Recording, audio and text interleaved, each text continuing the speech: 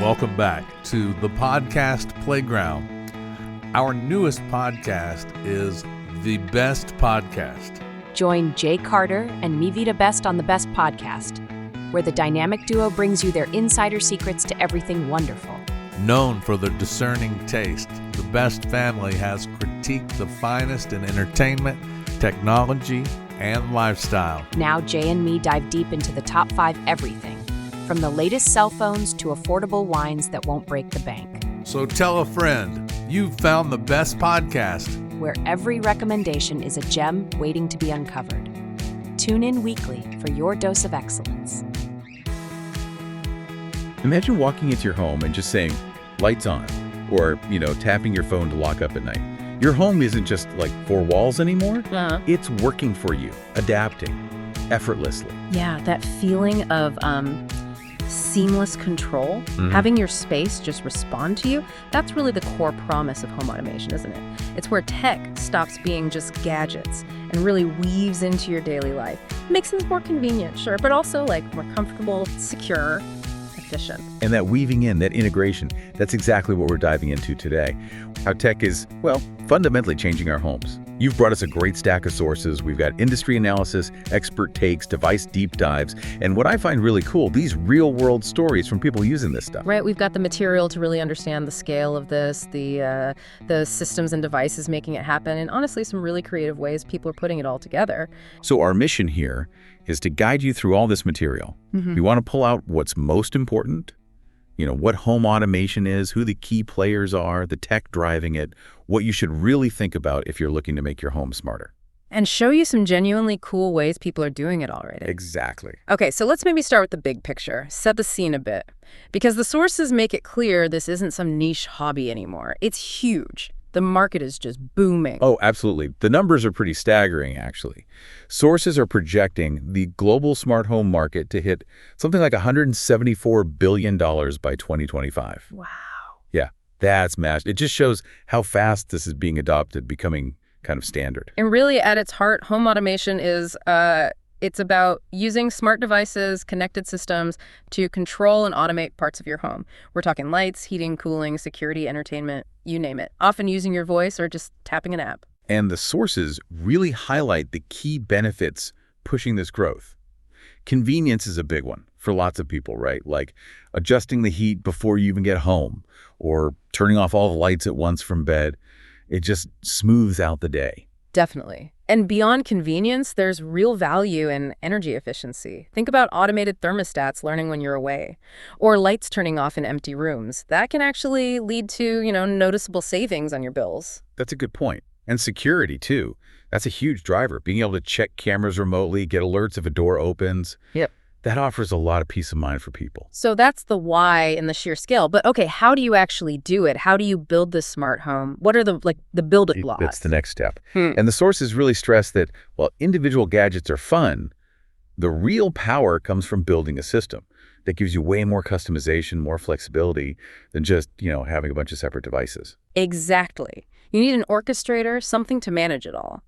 And the material points to several major systems or platforms that act as the brain. Okay, like Amazon Alexa. That comes up a lot. Often seen as a leading voice platform. The sources say it offers a pretty seamless experience, intuitive voice control, easy app. They mentioned that frustration-free setup thing too, right? Trying to make it simpler. Yeah. And Alexa's on Echo devices. Integrates with tons of products, lights, thermostats, cameras, music, all that. Then there's Google Home, also widely recognized. Known for broad compatibility with lots of devices, works tightly with Google Assistant for voice. User-friendly interface is another point they make. And if you're already deep in the Apple world, there's Apple HomeKit, designed for Apple users, obviously. Seamless Siri integration for voice. HomeKit lets you create those scenes, right, where multiple things happen at once. And automations, all within the Apple environment. Yeah, exactly. And then beyond those big consumer ones, the sources mention more comprehensive systems, often professionally installed, like Control4 and Savant. These are for more complex setups, pulling together lots of different brands into one cohesive, really personalized system, sophisticated automations. We also saw Roku Smart Home mentioned. That seems focused on simplicity. Yeah, controlling things directly from your Roku streaming device. Easy automation for lighting, thermostats if you're already using Roku. And Simple Safe, primarily known for security. Right, but presented as a user-friendly system for that specific area, sensors, cameras, easy setup, a good entry point maybe for security automation. So it sounds like there are definitely multiple ways in. Depends on what devices you already have, your tech comfort level, what you want to achieve. Yeah, choosing that core system often comes down to which ecosystem you're in or which one just feels easier for you to use. Okay, so that's the systems. Now let's get into the actual devices that make up these smart homes. The ZDNet source you brought in looked at some top-rated devices in different categories. It helps make it more concrete. Right? Exactly. Let's look at a few specific examples they highlighted. All right. They picked one as the best overall smart home device, the Amazon Echo Show 8, the 3rd gen one. Yeah, and their reasoning was interesting. They saw it as more than just a screen. It's like a central interaction point. They mentioned spatial audio for better sound and this adaptive content thing that changes based on how close you are. Little touches to improve the experience. And they pointed out its faster, better processor, and importantly, it acts as a hub for newer standards like Matter and Thread, plus Zigbee. Which is key, right? Those standards are all about getting different brands to play nicely together. So having a hub that supports them is, well, smart, future-proofing. ZDNet saw it as great for the kitchen, quick Alexa stuff, streaming video. They like the personalization features too. Though they did mention limited customization options maybe, and that Alexa itself is always evolving, still improving. Fair enough. Okay, shifting gears. Lighting. Huge area. ZDNet's pick here. The Philips Hue Starter Kit. Ah, Hue. Yeah, almost the default name in smart lighting for many. The kit, usually 2 bulbs, and the Hue bridge, that's the starting point. And the power is turning standard lights into something dynamic. Millions of colors, dimming, scenes. Controlled by app or voice. And that Hue bridge is pretty crucial, isn't it? Totally. It's the communication hub. Lets you control lights remotely when you're not home. Without it, you're just using Bluetooth nearby. The kit's around $180, they noted. Individual color bulbs can be pricey, but it's expandable. One bridge handles up to 50 lights. ZDNet liked the colors, dimming, instant on. Main downsides were the cost, maybe some scheduling glitches reported in the app sometimes. And they mentioned LIF as an alternative. Yeah, LiftX bulbs often use Wi-Fi directly, so no separate hub needed, which can simplify things for some people. Gotcha. Okay, next big area. Climate control. Comfort, energy bills, important stuff. ZDNet shows the Nest Learning Thermostat, 4th gen, as the best here. Yeah, Nest has a strong reputation. Proven performance, integrates well with smart homes, especially now with Matter support. And its impact is really about saving energy, saving money. It learns your habits when you're home, away, and adjusts automatically. It even suggests settings to optimize savings, right? Exactly. It's actively trying to be efficient. Plus, it looks good. Sleek design, fits in, shows temperature, weather, time. ZDNet noted it often works without needing a C-wire, which is helpful for DIY install sometimes. That C-wire provides constant power. Not all homes have it easily accessible. Price is higher, around $280. They mentioned that as a con. But the pros were the learning features, turning down HVAC when you leave, and including a temperature sensor. That sensor helps ensure the room feels right, not just the hallway where the thermostat is. And they mentioned the standard Google Nest thermostat as a more budget-friendly option if you don't need all the learning smarts. Makes sense. All right, security. Smart locks are super popular. ZDNet's pick, the Aquara U100. This one sounds really versatile. The number of ways to unlock is kind of amazing.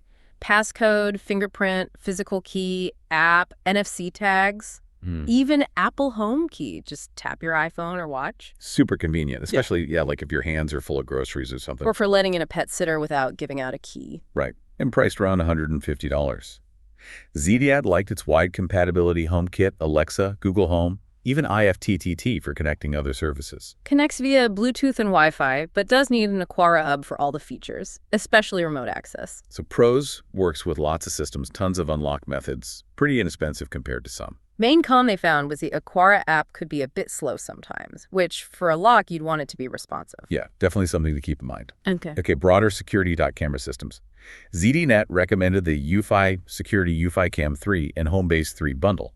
Right. This includes the cameras and the home base. Cameras are wireless, easy to install inside or out, and they have built-in solar panels for recharging.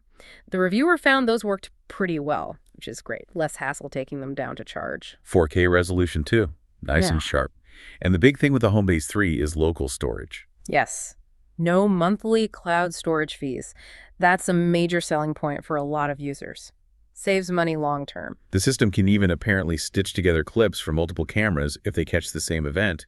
Gives you a fuller picture. Price is higher, around $530 for the bundle, but ZDNet saw the value in the features, the local storage, and the expandable UFI ecosystem. You can add other UFI cameras later. Compatibility was noted for Google Assistant and Alexa. Didn't mention HomeKit for this one, though. Okay. So those examples give a really good feel for the kinds of devices out there. But, I mean, there's so much choice. How do you actually decide what to buy? How do you build your system? Yeah, that's key. The ZDNet source had some solid advice on factors to consider, and number one, absolutely top of the list, compatibility. Seems obvious, but you can't stress it enough, right? Totally. You have to make sure that new, shiny device will actually work with the system you're using or plan to use. Apple HomeKit, Alexa, Google Assistant, SmartThings, whatever it is. Otherwise, it's just an isolated gadget. Doesn't really make your home smarter. Exactly. Then there's installation. Be realistic. Are you okay with some basic wiring, mounting stuff? Or do you need simple plug and play? Know your limits, or be ready to get help. Ease of use, too. If the app is confusing or the voice commands don't work well, you're just not going to use it. Right. It should make life easier, not harder. Look for intuitive interfaces. Price is always there, but the advice was, look at the value, not just the lowest cost. Yeah, quality matters. Essential features matter. A slightly pricier device that's reliable might be a way better investment. Which leads straight into reliability. Absolutely. If a device is constantly disconnecting, needs resets. It's just frustrating. Check reviews, look for stuff known to be stable. So thinking through those things, compatibility, install, ease of use, value, reliability, that really helps you choose wisely. Build something that works for you. Definitely. Okay, so we've got the big picture, the systems, the devices, how to choose. Now let's get to the really fun part. How are people actually using all this stuff?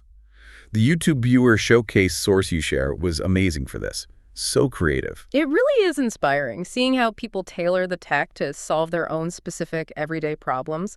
Morning routines were a huge theme. Yeah, like Juan getting up super early. His alarm triggers his car to warm up and turns on living room lights. But the smart part, when he closes the front door, the lights turn off, so he doesn't wake the rest of the house. Simple, but so thoughtful. Or Terry's setup for his wife. Security system in SARMs, lights on her side of the bed turn on, but low and warm. Just enough to see, not enough to wake him. And he layered it. Contact sensor on the bedroom door turns off her bedroom lights and turns on the hallway lights as she leaves. Plus, he used the Acora FP2 presence sensor, the one with zones.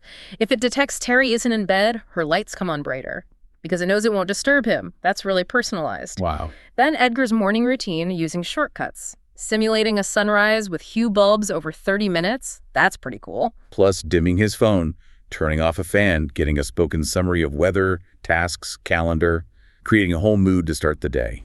Those presence sensors with zones came up again too. Dave uses them in his wife's office. She moves to a different zone, a different device, turns on maybe a smart plug, maybe a fan, really granular control. And even simple contact sensors. You're usually cheap. People are using them in genius ways. Right. Alexis puts one on the main door. It flashes a TV screen elsewhere in the house. A quiet visual alert. Alex? What?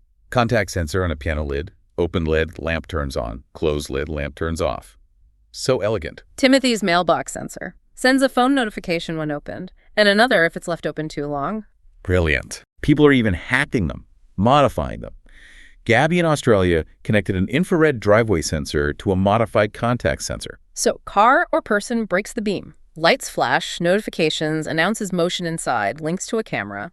And she added a dummy switch to easily disable it for visitors. That's DIY security ingenuity. Yeah, Mike's record player automation. That was complex. Oh, yeah, solving that multi-step sequence, turning on the player, silencing outdoor speakers, temporarily funny quirk there, making sure the stereo's on, switching the input. He even wired a relay into the stereo connected to another modified sensor, just so the system knew if the stereo was on or off. And then the trigger was a contact sensor on the record player lid. Open the lid, player plug on, outdoor speakers off briefly, stereo on if needed, input switched, shelf lights on, close lid, reverses it all. That's using simple bits to manage something really specific and personal. Amazing. Other clever ones too, connecting a gas fireplace via a relay and smart plug, with a big safety warning, obviously, about working with gas. And the sports fan. Calendar event for the game triggers team color lights, a specific song, even changes the Apple Watch face. The big takeaway from all those examples is just, this tech is a toolkit. You can use it to solve your unique problems, enhance your habits. And the creativity goes deep. That 15-year-old Marshall, building a bedroom alarm with Ring, Home Assistant, Farming countdowns, flashing lights, audio. and facial recognition from the doorbell to disarm it, verifying it's him. At 15, that's incredible. It really shows the potential when you dive deep into platforms like Home Assistant. The level of customization is just wow. Okay, one last thing the sources touched on, an external factor. Tariffs. Trade tariffs. Yeah, the U.S. tariffs on imports from certain countries, China, Vietnam, India, were mentioned. The goal is often stated as boosting domestic manufacturing. But the likely effect for us, for consumers, is higher prices on electronics. And that includes smart home gear like robot vacuums, sensors, cameras. Manufacturers are looking at moving production, sure, but that takes time. It's complex. And while some components might get exemptions, the situation's kind of fluid. So the bottom line for you listening is probably to expect potentially higher costs on some smart home tech, at least for a while, because of these trade policies. It's just part of the current market landscape. So wrapping this all up, what have we really seen in this deep dive? Well, we've covered the booming home automation scene, looked at the systems holding it together, the key types of devices, hubs, lights, thermostats, locks, cameras. And we saw those fantastic creative examples of how people are actually using this stuff day to day to solve real problems. Yeah, fundamentally, it's about adding layers of convenience, security, efficiency, putting control at your fingertips, or letting your home just respond intelligently. And if you're thinking about getting started or expanding, remember those key factors. Compatibility above all. Think about installation, ease of use, reliability, overall value. Find the system that feels right for you. There really are options for every level, from just dipping your toe in to going for a fully custom setup. So with this market growing so fast, user creativity pushing the boundaries constantly, and even external things like tariffs potentially shifting costs, it makes you wonder, what's next for how we interact with our homes? And maybe the most exciting question to leave you with. What problem, big or small, might you solve with smart technology next?